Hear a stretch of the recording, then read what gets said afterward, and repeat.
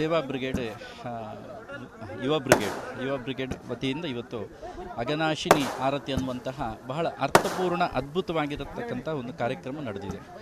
ಇದನ್ನು ನಾವು ಕಣ್ಣಾರೆ ವೀಕ್ಷಣೆ ಮಾಡಬೇಕು. ಎಲ್ಲಿಯೂ ನಾವು ಕೇಳಿಸಿಕೊಂಡ್ರೆ ಸಾಕಾಗೋದಿಲ್ಲ. ಕಣ್ಣಾರೆ ವೀಕ್ಷಣೆ ಮಾಡಿದಾಗ ನಮ್ಮಲ್ಲಿ ಪ್ರತಿಯೊಂದು ಅಣು ರಣ ತೃಣ ಕಾಷ್ಟ ಎಲ್ಲದರಲ್ಲಿ ಕೂಡ ನಾವು ದೇವರನ್ನು ನೋಡುವಂತಹ ಕಾಣುವಂತಹ ಒಂದು ವಿಶಾಲವಾಗಿ ಸಮೃದ್ಧವಾಗಿರತಕ್ಕಂತಹ ಧರ್ಮ ನಮ್ಮದು. ಆದ್ದರಿಂದ ಇವತ್ತು ನಾನು ಕಂಡುಕೊಂಡ ಪ್ರಕಾರ ಏನಂತ ಹೇಳಿದ್ರೆ, ಇವತ್ತು ಆ ಪವಿತ್ರವಾಗಿರತಕ್ಕಂತಹ ಜಲ ನಮಗೆ ಅದು ನಮ್ಮ ದಿನನಿತ್ಯದ ಉಪಯೋಗದಲ್ಲಿ ನಮ್ಮ ಏನು ಶರೀರದಲ್ಲಿ ಕೂಡ 75 ಭಾಗ ಜಲ ಇರುವಂಥದ್ದು, ಆ ಜಲ ಅಂಶ. ಅದರಿಂದ ಆ ಜಲಮೂಲವನ್ನು ನಾವು ಹೇಗೆ ಸಂರಕ್ಷಣೆ ಮಾಡಿಕೊಳ್ಬೇಕು ಅನ್ನೋದರ ಬಗ್ಗೆ ಇದೊಂದು ಜಾಗೃತಿ ಅಂತ ಅಂದ್ಕೊಳ್ತೇವೆ ನಾವು. ಆದ್ದರಿಂದ ಇದೇ ರೀತಿಯಲ್ಲಿ ಪ್ರತಿಯೊಂದು ಕಡೆಯೂ ಕೂಡ ಇಂಥ ಒಂದು ಸಾವಿರಾರು ಹೊಳೆಗಳು ನಮ್ಮ ಭವ್ಯ ಭಾರತ ದೇಶದಲ್ಲಿ ಹರಿತಾ ಇದೆ. ಪ್ರತಿಯೊಂದು ಹೊಳೆಗೂ ಕೂಡ ಅದರದೇ ಆಗಿರತಕ್ಕಂತಹ ಪೌರಾಣಿಕ ಐತಿಹಾಸಿಕ ಒಂದು ಚಾರಿತ್ರಿಕ ಹಿನ್ನೆಲೆ ಇರ್ತದೆ. ಆ ಹಿನ್ನೆಲೆಯನ್ನು ಇಟ್ಕೊಂಡು ಅದಕ್ಕೆ ಅರ್ಥಪೂರ್ಣವಾಗಿರತಕ್ಕಂಥ ವ್ಯವಸ್ಥೆಯನ್ನು ನಾವು ಮಾಡಿದಾಗ ಖಂಡಿತವಾಗಿಯೂ ಕೂಡ ಇಂತಹ ಹೊಳೆಗಳು ಏನಂತ ಹೇಳಿದ್ರೆ ಅದರ ವ್ಯಾಪ್ತಿಯಲ್ಲಿ ಬದುಕತಕ್ಕಂಥ ಎಲ್ಲ ಜಲಚರ ಜೀವಿಗಳೇನಿದೆ ಅದು ಕೂಡ ಬದುಕ್ತವೆ. ಅದರ ಜೊತೆಯಲ್ಲಿ ಆ ಬದುಕು ನಮಗೂ ಕೂಡ ಪೂರಕವಾಗಿರ್ತದೆ. ಇದೇ ಸನಾತನ ಹಿಂದೂ ಧರ್ಮದ ಸಾರಾಂಶ. ಅದೇ ಸಾರಾಂಶವನ್ನು ಇವತ್ತು ನಮ್ಮ ಯುವ ಬ್ರಿಗೇಡ್ ಏನಿದೆ ಅದನ್ನು ಇವತ್ತು ನಮ್ಮ ಈ ಕಾರ್ಯಕ್ರಮದ ಮುಖಾಂತರ ಎಲ್ಲರಿಗೂ ಮಾದರಿಯಾಗಿ ತೋರಿಸಿಕೊಟ್ಟಿದೆ. ಅವರಿಗೆ ನಾನು ಹೃತ್ಪೂರ್ವಕವಾದಂಥ ಅಭಿನಂದನೆಯನ್ನು ಹೇಳಲಿಕ್ಕೆ ನಾನು ಇಷ್ಟಪಡ್ತೇನೆ. ನದಿ ಅನ್ನೋದು ಸಂಸ್ಕೃತಿ ಮತ್ತು ಪರಂಪರೆಗಳ ನಿರಂತರ ಹರಿವನ್ನು ಉಳಿಸ್ಕೊಂಡಿರುವಂಥದ್ದು. ಯಾವಾಗ ನದಿ ಹಾಳಾಗುತ್ತೋ ಆಗ ಒಂದು ಭಾರತೀಯ ಸಂಸ್ಕೃತಿ ಪರಂಪರೆ, ಬರೀ ಭಾರತ ಅಷ್ಟಲ್ಲ ಜಗತ್ತಿನ ಮೂಲೆ ಮೂಲೆಗಳಲ್ಲೂ ಇದು ಕಂಡು ಬರುವಂಥದ್ದು. ನದಿಯ ಇಕ್ಕೆಲಗಳಲ್ಲೇ ಸಂಸ್ಕೃತಿ ಡೆವಲಪ್ ಆಗೋದು.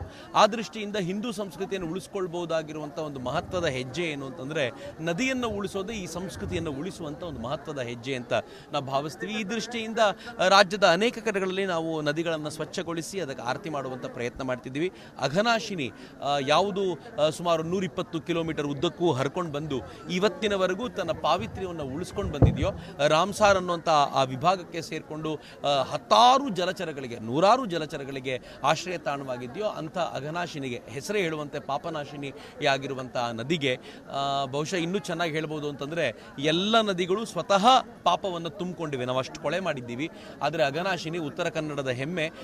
ಒಂದು ಚೂರು ಪಾಪಕ್ಕೆ ಗುರಿಯಾಗದಂಥ, ಆಧುನಿಕ ಯಾವುದೇ ಪಾಪಗಳಿಂದ ಮಲಿನವಾಗದೇ ಇರುವಂಥ ಈ ನದಿಗೆ ನಾವು ಪ್ರತಿ ವರ್ಷ ಒಮ್ಮೆ ಸ್ವಚ್ಛಗೊಳಿಸಿ ಅದನ್ನು ಆರತಿ ಮಾಡುವಂಥ ಪ್ರಕ್ರಿಯೆ ಮಾಡ್ತೀವಿ. 3ನೇ ವರ್ಷ ನಿರಂತರವಾಗಿ ಹೀಗೆ ನಡಿಬೇಕು ಅಂತ ದೀವಿಗೆಯಲ್ಲಿ ನಡೆದಿರೋದಕ್ಕೆ ಪೂರ್ಣ ಪ್ರಮಾಣದಲ್ಲಿ ಜನರ ಸಹಕಾರ ಇತ್ತು.